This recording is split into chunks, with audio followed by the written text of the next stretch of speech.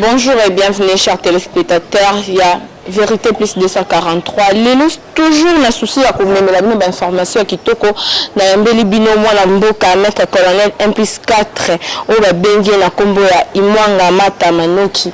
Et nous on a toko développer makambo taliba éliminer toko développer makambo taliba élection toko développer makambo belé o a expliquer biso colonel 1+4 à qui je dis bonjour. Bonjour papa. Bonjour maman. Colonel 1+4. Ok. Pourquoi colonel 1+4? C'est-à-dire que je suis éliminé. Dieu m'a parlé depuis le moment il me parle. Il m'a même à l'université. L'université comment? J'ai des textes de révélation. Dieu est fâché. Parce que nous sommes dans une république rebelle à l'éternel. Notre constitution connaît bien quand le président prête serment, il prête serment devant Dieu et la nation. Mais au lieu de constituer l'éternel, on va constituer le peuple. C'est la tour de Babel. Le peuple n'a pas crié. Le peuple a un destin, il doit réagir. Il doit agir selon la volonté d'Andambé. Mais tu sais la volonté d'Andambé, et surtout Bino Bamama. C'est grave. C'est grave, biso ba maman, le vraiment rejoint mon cas, nous vraiment expliquer biso molongo éliminer YX. Oui. Mais tous les médecins savent cela. Tous les médecins Bayebi, les militaires Bayebi, parce que l'efficacité de l'armée, les disciplines de l'armée, c'est lié à la loi de l'équilibre 1+4, état-major 4 sections, la philosophie 1+4, la pédagogie 1+4, toutes les sciences sont 1+4. Maman, vous avez la tête et 4 membres. Au Congo, nous avons 5 langues, 5 plaies de Jésus. Ça même ici, même les physiciens, Bayebi en haut. La fusion thermonucléaire, des triomphes, ça vous donne les lions et les neutrons et lions. Mais toutes les sciences sont créées par une seule personne. Le créateur, il est omniscient, omnipotent, omniprésent, mais on n'est pas les jamais sur les sciences. Tout le monde va juger le Seigneur. Qui conteste? Personne ne conteste. Jésus n'est pas défaillant. Pour tout défendre Jésus, le barreau, il est Seigneur, Seigneur. Le malheur, nous continuons à enterrer Jésus tout. Notre colonel 1+4, toujours comprendre, était éliminé en gros, ils ont mouvement, ils ont plateforme, ils ont parti politique ou quoi? La politique doit être la politique divine. Ouais. La politique du serpent de dernier terminé. Nous sommes vers la fin. Les éliminés ne sont pas bien. Tous les autres, parce que ce que moi je vous dis, on apprend ça dans les maisons de loge. Mais les gens sont étonnés parce que moi j'en parle. Je n'ai pas. Mon professeur Moko Alexandre Bloquete, j'ai étudié dans toutes les universités du Congo. Comment ça? J'étais étonné.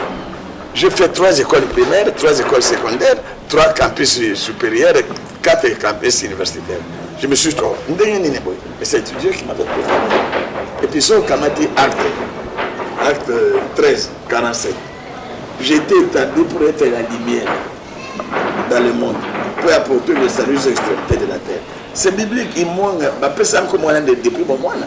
Je suis de 12 tribus de l'homme. Le peuple juif s'était réfugié. Le peuple juif s'était réfugié en Afrique centrale. Ma fille, je suis un homme révélé. Et je ne suis pas révélé de la formule de l'équilibre. X, Y, X. Mais maintenant, c'est le temps de dire la vérité. Justement, tout ça. Ce qui totali bien à Mokando, pas de problème, tu retard en Okaka à la dose de la biso, à celle de biso. Mais mon qui ont déposé le 28 la primature. Est-ce que décide de répondre favorablement? Va répondre peut-être. C'est très grave. Personne ne peut attaquer l'église catholique. Tout le monde a peur. C'est l'église catholique qui dirige tout. Nasina Funda, même dans ces pays. Même c'est l'église catholique qui est le maître du monde. C'est raison, quand on a même pas signifié l'église catholique. Nous avons pas besoin de l'église catholique. Mais l'église catholique élimine tous les savants. Comment? Oui, tu as écrit ça quelque part. Je vous prie de veiller à la protection des éliminés de YX supprimés systématiquement par l'église catholique. Mais moi je suis l'ami de Kabasele, tout ça, ou Abelo, ça va, nous sommes tous les supprimés. Il y a un noyau. Parce que nos professeurs sont médiocres. Médiocres, pourquoi? Parce qu'ils n'appliquent pas les principes précédents. Batika Bible, Batika science, la religion. La religion, c'est les mensonges, c'est l'aliénation. C'est clair, Nostradamus l'avait dit. C'est la fin de l'église catholique. Donc, comment faire l'affaire? Ça, je l'ai dit. Donc, on répond dans la télé, quand accusé, il y a qui même Canada va répondre favorable. Naïbi. J'ai beaucoup de relations, j'ai beaucoup d'amis. Mon candidat, c'est qu'il y a Kabolé partout. Je suis obligé parce que Dieu me les demande de le faire. Quand Dieu te donne une émission, vous êtes obligé de le faire. Donc la loi de l'équilibre. Tous les passeurs, colonel, formé un psychiatre. Mais nous ne pouvons pas côté les évêques sont prisonniers de Rome. Si le colonel est héros dans l'ombre, comment le colonel est à la Makamukitoko au commis la primature, quand même, ma camarade ne peut pas encourager non colonel beaucoup le battre. Ma camarade n'a pas supprimé. Micro? Ma camarade n'a pas supprimé.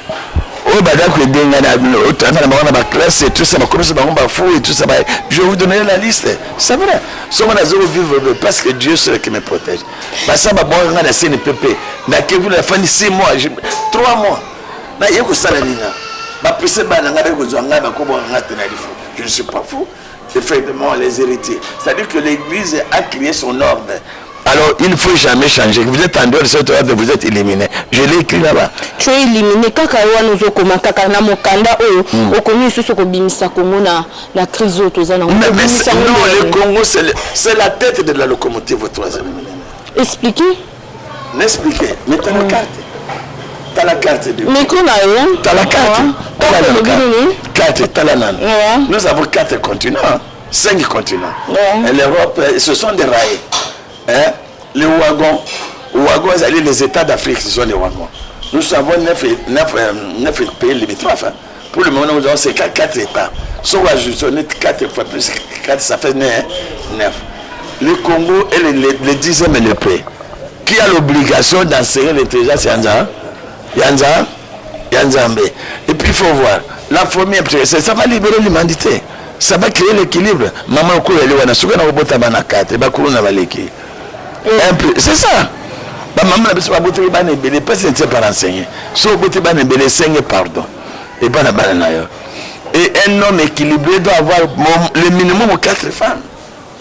Comment ça, polygamie, on doit encourager, on doit colonel 1 plus 4. Ma fille, tu as fait la psycholinguistique. Je te pose la question. Tu es communicationnel, c'est tout. Tu n'as pas fait la psycholinguistique. Polygamie, moi je suis polygamète. Ça c'est le mensonge. Nous sommes les reines d'éternel. Ce sont les saints de l'embouteille. Regardez s'il vous plaît la caméra. Oui. Papa, il la gamète. Moi je suis gamète. L'homme est la gamète. Non, ça c'est le mensonge. Ça je suis toujours changé. Changer en deux. Toujours changer parce qu'il y a l'aveuglement là-dedans.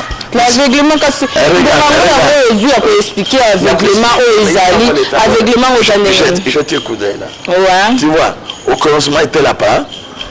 Au commencement était la part. La parole, même la Bible. Il faut dans la Bible. La vérité est dans la Bible. Parce que la Bible est un peu même. La doctrine, la place à la Bible. Ce n'est pas normal. Il y a 2 commandements. Ça représente quoi? La loi de Moïse implique. Celui qui veut la loi de Moïse meurt sans miséricorde. La Bible est là. Celui qui veut la loi de Moïse meurt sans miséricorde. Mais quand on a dû comprendre tes maîtres, colonel. Qu'est-ce que tu ne comprends pas? C'est lui qui désobéit la loi. Non. C'est moi qui dirige l'émission. Maître, tu vois, quand c'est temple, Tony, parce que dans un monde, on a la photo, il y a Tshisekedi, dans un monde, on a la photo, voilà pas Honda. Il y a Simon Kimbangu. Il y a Simon Kimbangu. Il y a Papa Mbala, dans un monde, on a la photo. Ah, c'est un temple, dans un monde, on a ma commune, à 1347. Ça veut dire quoi? C'est un bureau. Il y a le bureau de recherche. J'ai étudié dans toutes les universités du Congo. Je vous ai dit ça. Oui. Hein? Je suis BAM. Je suis juriste, je suis philosophe, je suis psychologue. Je sais l'inventaire de la famille. Micro. Je dis que je ne dis pas que je suis inventaire. C'est Dieu qui m'a révélé. Révélé. Je dis inventaire devant des gens qui ne connaissent pas Dieu. Mais Dieu, je me dis, je suis illuminé, je suis révélé. Parce que c'est Dieu qui transmet la connaissance. On n'étudie pas Dieu, mais Dieu se révèle à travers la science. Sans aucune religion, au monde, Dieu est flou. la théologie satanique autour de et j'appelle, j'ai des amis, véritable professeur. La théologie, c'est la masturbation intellectualiste. Comment ça? La théologie, on ne peut pas étudier Dieu. Toi, il est créature, on étudie Dieu, quel orgueil, quel envoûtement. C'est la tour de Babel. Tout est renversé. C'est Dieu qui se révèle. Mais Dieu se révèle dans la science à partir de XY. Au cinéma biographie, je suppose. Hein, maman? C'est la biographie. Bon, XY et XX. Ce sont des chromosomes de la production. Hein, mais qui a créé ce chromosome? Chromosome, on a créé. Vous voyez le jeu de football? Le jeu de football, là c'est deux bassins qui sont la caméra. Toujours il y a informé bino masolo ya kitoko lelo tozala maître colonel 1+4 ozo expliquer bino ba éliminer baza banani ozo expliquer bino 1+4 la kisini to continuer lisusu a tozo continuer elongo na ekaka maître colonel tout le bilan muke makambo oza situation politique na biso élection le 23 décembre et kozalate et c'est qui sûr, hein? Les élections, mais pas présidentielles. Comment ça? Parce que Dieu, le peuple israélien n'avait pas des élections. Micro, s'il vous plaît. Le peuple israélien n'avait jamais des élections. Les élections ne sont pas bibliques. C'est diabolique, ça. C'est l'envoûtement, la rebelle. Vous avez la SECO. SECO. Ils ont déjà dit que ainsi parle l'Éternel. N'a pas communiqué, n'a pas analyser tous ceux qui sont là. Il parle beaucoup parce qu'il y a Poto, Bazar, Oya et tout ça. Est-ce que la Bible déjà ainsi parle l'Éternel? C'est l'église de la paix, l'église païenne. Nous sommes dans l'obscurité, nous quittons l'état d'obscurité, nous allons vers la lumière, vers la luminologie. On fournit la phénoménologie. Hein, ma fille? Tu comprends ce que j'ai dit? Nous sommes dans l'obscurité. L'état d'obscurité tend vers la fin. Tend vers la fin? Surtout vers la fin. C'est le Congo qui va éclairer l'humanité tout en avec la loi de l'équilibre 1+4. Donc pour il n'y a pas élection le 23. Présidentielle, ça ne sert à rien. Mais comment on sait l'élection présidentielle? Ouais, je te laisse. Sauf qu'on Nzambe a lobby, a poni, Dieu a parlé. Mais vous vous soumettez à la volonté en Nzambe. Dieu a déjà parlé la loi de l'équilibre qui va sauver l'humanité tout entière. Ça passe du Congo. Simon, comment on l'avait dit. Donc, toujours la transition, on a expliqué à 1+4. Toujours la transition? Oui. Nous quittons l'obscurité, on va vers la lumière. Ce n'est pas la transition. Et si tu as su, c'est pas la transition. Nous ne sommes pas encore vers la stabilité divine. Nous devons aller de la théologie satanique vers la théologie divine. 1+4. La stabilité dans le monde entier. Nous aurons le même système d'organisation. Vous connaissez, je vais vous appeler. Colonel James Brown, américain. C'est lui qui avait créé la Société des Nations. C'est le même programme. Nous allons vers une société des nations purifiée. Le même système d'organisation. Parce que nous avons le même corps dans le monde entier. Nous avons la même loi qui dirige le monde. La pédagonométrie. J'ai déjà fait le 3e testament. Il est là. 3e testament. Bien sûr. Parce que le 1er testament concerne la révélation du Père, non? Hein? Le pétagone. Pétatèque. Hein? L'Ancien Testament. Regardez la caméra. Vous appelez l'Ancien Testament. L'Ancien Testament. Mais nous avons le Nouveau Testament. Mais quand le Saint-Esprit vient, il vient avec des choses qu'il faut absolument mettre sur coucher ça. Tout n'est pas écrit. On dit que quand le Saint-Esprit vient, il va vous révéler des choses qui sont cachées. Les choses qu'il révèle, j'ai déjà fait le les choses qui sont cachées en qui sont cachées, la loi de l'équilibre. Loi de l'équilibre. Ok, maître bonne élection à 1+4, ça engage que c'est Dieu a dit révélation à Nzambende. C'est ça, la volonté à révélation à Nzambende. Maître, allez-y. Yoboyi olobito de la révélation Nzambe élection des ala. C'est bimi révélation Nzambe bimi. Beaucoup de prophètes passaient à le baba boma boma. Mais on ne veut pas tuer tout le monde. Avec mes formes, non, tenez bien votre micro. Non, mais formes, nous sommes toujours sala. Machine à voter, corneille nanga sala. Tu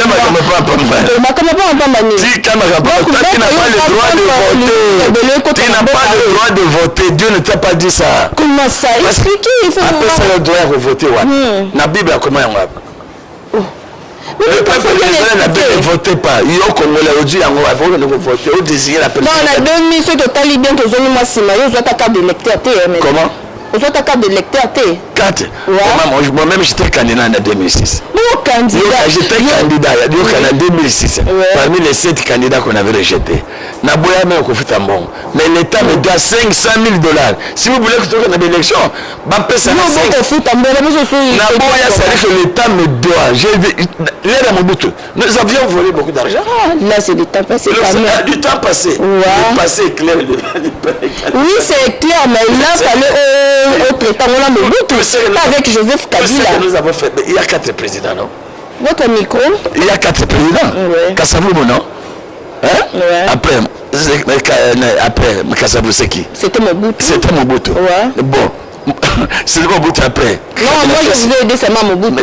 Vous pouvez continuer? Bon, ça fait 4 présidents jusqu'ici. Mais il doit y avoir un 5e.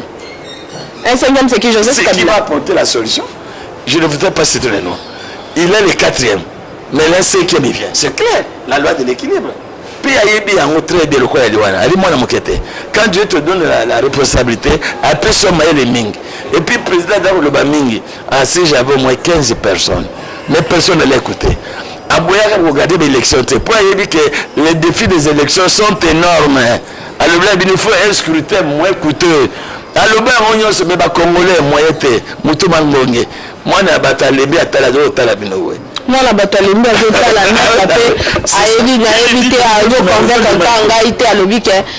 à l'élection législative, ce sera par la consensus. On n'a pas besoin d'argent. Quand Dieu avait créé le monde, il n'y avait pas d'argent. La monétarisation extrême, c'est diabolique. Mon propagande est ça, propagande diabolique. Oh, c'est diabolique. Nous sommes dans le règne des ténèbres. C'est le diable qui dirige le Congo. Expliquez, maître. N'expliquez. Éphésiens. Nous luttons contre les principaux. Éphésiens combien? Éphésiens 6, Éphésiens. Nous luttons contre les combats spirituels. On lutte contre qui? Contre les esprits mauvais. Et puis les principaux. Les principautés. Qui sont ces principautés? Mais les églises. Mais les églises, voilà, besoin de comprendre, maître, colonel 1 plus 4, maître, azoté le Melakali Cameroun, on a habité sur la propagande, l'élection au Sam, la présidence, non, Dieu a déjà décidé qui doit diriger. Nous devons nous soumettre à la volonté en Dambé. Oui, c'est clairement. Le coup est là, ce qu'on a dans la carte, le coup sur les cartes. Et puis bon de maboya ya bombanda. Là on a déjà 8, on a déjà 4 mètres bon camarade. Maintenant le bon qui est makambo oyo ya yo relation na yo na Kondo Tshisekedi parce que na ba photo ezoloba ozaki na ba bonne relation papa mbala Kondo Tshisekedi wana pe nazomona ah nomba Tshisekedi to wana bazo batisa na nani on a moni bazo plonger na kati ya mai soko l'équipe papa mbala oh wana ezali yo moko na job baptême peu partout mais ce qu'on expliqué relation na Tshisekedi na Kondo Tshisekedi c'était le meilleur ami de Mobutu. Je ne sais pas de Mobutu. Mobutu a fait longtemps grâce à Tshisekedi. Quand le peuple veut se révolter, pour faire endormir les gens. C'est tout. C'est un jeu entre Bambi et Balé. Chaque mois, il coupe ça en banque. On a Boutu. Donc, l'opposition, il y a un côté, mais la Mobutu, l'opposition, c'est pour faire endormir, c'est tout. Alors, là, on a une relation pété. Na Chilombo. Félix. Chilombo Félix, c'est moi, ah non, ça c'était un enfant. Ça c'était un enfant. Il y a les moines. Mais il y a plus de Chilombo, il y a du colonel psychiatre, il y a l'auteur de la famille psychiatre. J'étais dans le bureau, tu as la photo à moi. Il était ministre de l'éducation. Et tout ça. Et puis j'avais des amis dans le campus qui étaient les secrétaires particuliers à Nani Tché. Ce sont ces gens-là qui me mettaient en contact avec lui. Tu sais qu'il me connaît très bien. Tu as la photo. Mon ministre le président. La photo. On a personne déjà pouvoir. Il faut te dire. Il n'y a pas ce qu'elle a le pouvoir. Oui, mais comment? C'était un arrangement, j'étais déjà préparé par Mobutu aussi. Il n'y a pas qui éliminé. Non. Tshisekedi. Je te dis, Tshisekedi et Mobutu, c'est des meilleurs amis. ils collaborent ensemble na butu bazo sola bien na moyi bazo sala ensemble yo ko sala pour bandi batika ka ba mibala donc ba opposant na biso pe baza mikolo to ntima bango te baza na bango ba opposant ba ali wapi te miko ba opposant ba ali wapi ba opposant bazala na bango te même si on opposant c'est le même système Mungulu Diak moi j'avais des amis dans la politique de Bikala Mungulu Diak avait dit quoi? On a changé le chauffeur, mais pas la voie. Pas la voie, la voiture. C'est-à-dire on est toujours dans le même système 0, 1 plus 4. Mais maintenant sur le système 1 plus 4. Nous développer le Cambou, il y a 5 cités. Il y a 5 cités. Les 5 cités, les Congolais c'est comme ça. Personne n'est prophète chez soi. Na comment mécanisme sur contribution de la reconnaissance du gouvernement. Mais c'est comme si on a qu'à répondre à côté hein. Papa, ma fille. Oui. Au moins âge nangai. Au moins n'a connu yali. J'étais SGF, moteur de ce maman.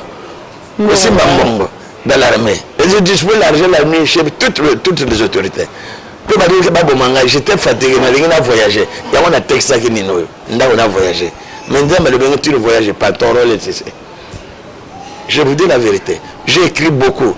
Tout le monde est bien. Tous les ministres,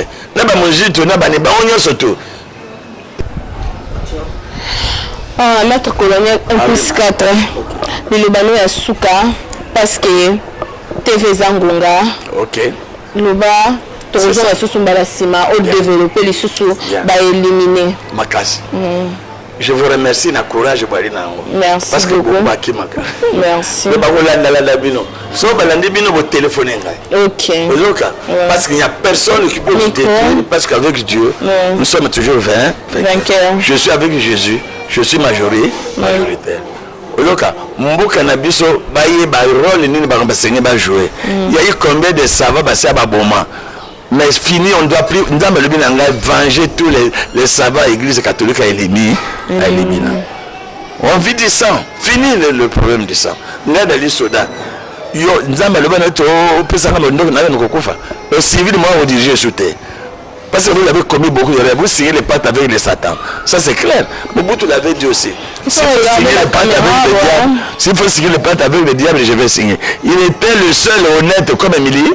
Militaire toujours un homme courageux, il dit la vérité. Le règne des ténèbres tend vers la fin.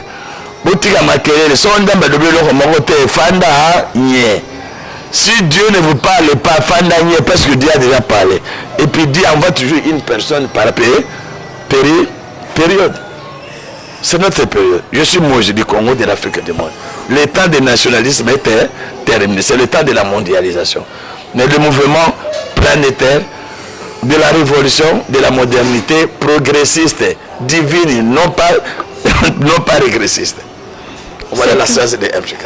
C'est tout? C'est tout. Yo maman, qui est côté, l'élo na église na famille na yo, soka na banaka 4 banaka collègue santé bakulu na ba na komi la 8 maman to kanga yo. Merci beaucoup de Basadisa qui était derrière la caméra.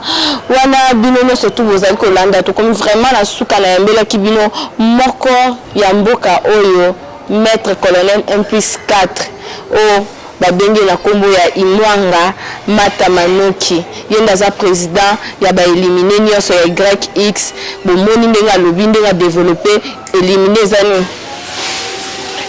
zanini ndenga lobi a expliqué a participer na opposition na ya élection kozala te ya présidence kozala te parce que maître colonel a le élection kozala te.